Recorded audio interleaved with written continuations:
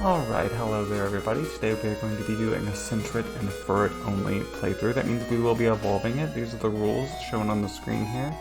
This is going to be a very casual playthrough, kind of like if someone wasn't thinking too seriously about it, kind of like how it would go. Especially since it's been so long since I've done one of these, so there will be mistakes, and I appreciate your patience through that. So of course we will be starting out with Sentret. Sentret's stats are a lot lower than Furret's. Sentret is a lot slower. Basically, it becomes a little bit of a mini beast after it evolves. These are the moves that Furret learns through TM. On the right, you can see the ones through level up for Furret. I will keep those there the whole video, but these are the TMs. We have actually a decent amount of coverage. Shadow Ball is kind of surprising. Furret and Sentret special is not too good though, especially Furret. So the attack stat's way better. We probably won't be using any special moves like Thunder Punch or Fire Punch or any of those. And honestly, I can't even remember where to get them at in this game. It's been so long since I played it, so we'll get to that later probably, but yeah. I am going to name this, this is going to be a mess up actually, Visenor, I think is what I would guess that it would be pronounced as.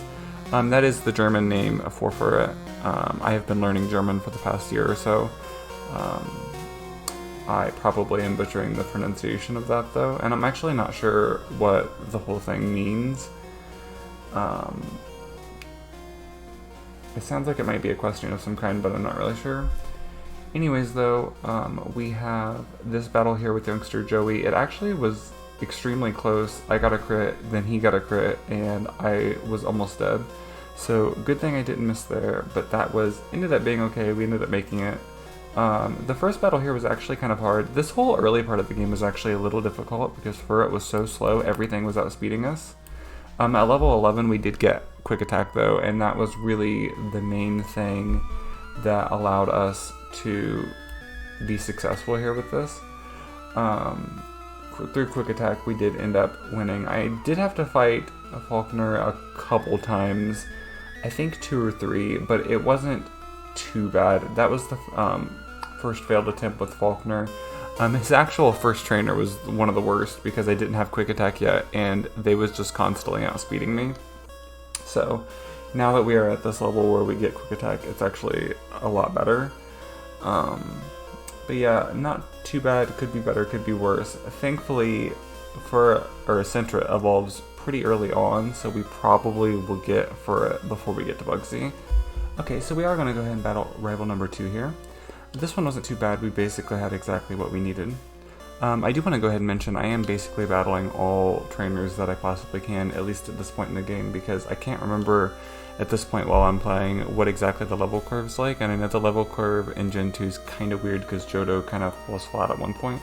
So, anyways, yeah, Rival 2, very easy, not a problem at all. Faulkner wasn't either, by the way. It was basically just quick attack, and that was the win there for us. So, the Rival 2 here and Faulkner, both pretty easy so far, and I don't really think Bugsy's going to be too bad either. Okay, here, so now we are going to go ahead and do Bugsy. Now I didn't show this because it took forever, but I did set up a bunch of defense curls against Metapod because what's Metapod going to do? I wanted to secure the win against Bugsy. I knew Fury Cutter could stack up, and I didn't want to have to do it multiple times. So that was really easy, and honestly, Whitney wasn't very bad here at all either. It was pretty easy. We had Stab, and now that we've beat Whitney, our normal moves are even stronger. I kind of wanted to show the Sudowoodo here. Obviously the Sudowoodo is easy. I mean, it's a Sudowoodo. Now, next we have rival number 3, I think this is. This is in the Burn Tower. That's why I like playing Crystal, because I like playing the rival here. We basically have what we need for the rival. Meganium is probably the hardest for us because, or I guess Bayleaf still at this point, but it's the hardest for us. But we was able to easily secure it still at this point in the game. Okay, next up is Morty, and this was obviously a complete and total walk in the park. I mean, we have Dig, and that one-shots literally everything on his team. Down goes the Haunter, then down goes the Gengar. Oh, he actually lived one hit, excuse me. And then Haunter should be a one-hit here, yeah. So, extremely easy. Now, I should have been more worried about this next one than I actually was, but, you know, Chuck does have super effective against us, but Chuck's never really a problem, so I wasn't really too worried here. Like I said, probably should have been more worried than I was. we actually did have to battle Chuck twice, but the second time we was able to win, and the first time was really just a really silly play on my part. Okay, after Chuck, we might as well at least try Jasmine. Spoiler alert, it does not go well. We're not that much leveled over Jasmine's Pokemon, and we don't really have anything for it.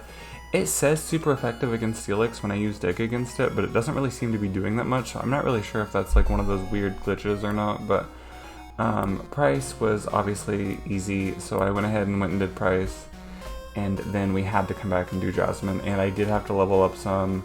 I had to do some grinding. Of course, there was that rocket hideout thing in Mahogany Town that we had to do anyways, though, so that gave us some levels as well. But yeah, we did have to do some levels here for Jasmine, but after we did that, we was able to use our stab normal moves to at least brute force our way kind of through it. Now we will skip the rocket hideout section of the game because I would like to spare you all, and you're welcome. So next up here we have Claire. Claire was an interesting case. It was kind of like brute forcing our way through the Dragonairs as much as possible. I did have to battle her a couple times. I think only 3 times.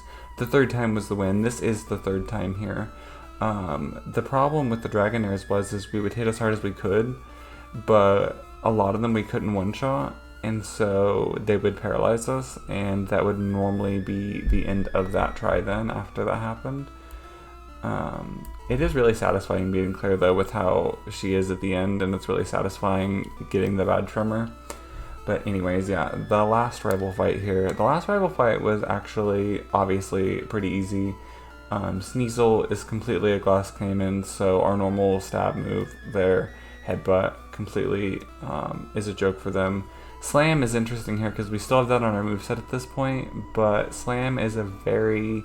At this point, it is, it misses a lot, and it's not very accurate, so I don't really love that. And then we beat the last rival here. So this is the first attempt against Will. I wanted to show this. It obviously is pretty easy here. It should have been a win, but for some reason I dug against Executor, and I'm not really sure why. And then it got a Psychic off. And then I tried Rollout for some reason, which is even worse of a play, and that was a loss. So then I wanted to show this here as well. This is the first bug attempt. This was a loss as well. We would just constantly get exploded on, and we wasn't able to hit Fortress hard enough. So this is the last attempt for the Elite Four. This is the winning attempt. We do knock out all of Will's team with Shadow Ball. I try Shadow Ball at this point and replace Slam with that. And it was really good for Will's team. That was a very consistent fight at this point.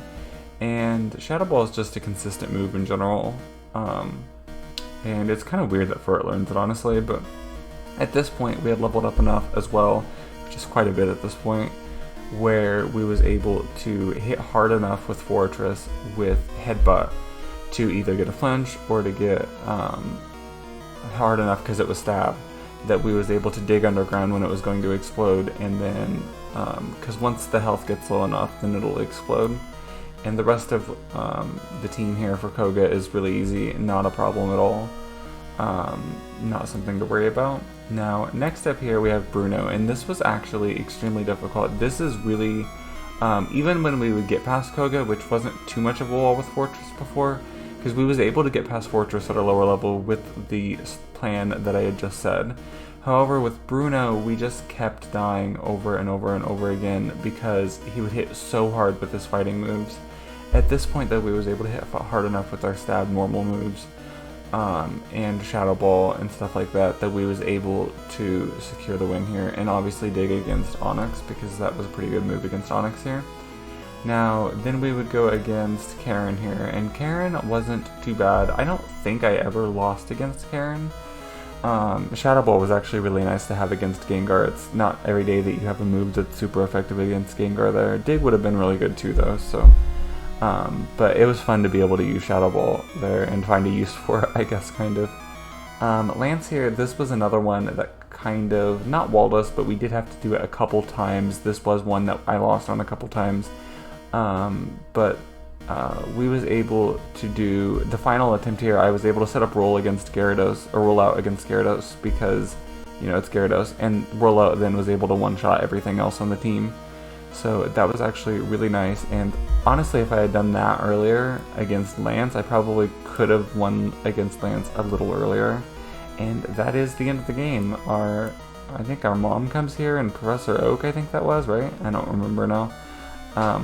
But yeah, hopefully this was okay. Hopefully you guys liked this. Like I said, it's been so long since I've played this. We will definitely tinker with things for the next one. If you have a Pokemon that you would like to see me play Pokemon Crystal with, let me know. I don't do Kanto. I never have on my channel. I probably never will in this anyways. I might do, red, blue, or yellow. But yeah, let me know what you think should be improved upon. I will consider that myself, and hopefully the next one will be better. Thank you for watching, and I will see you later. Bye.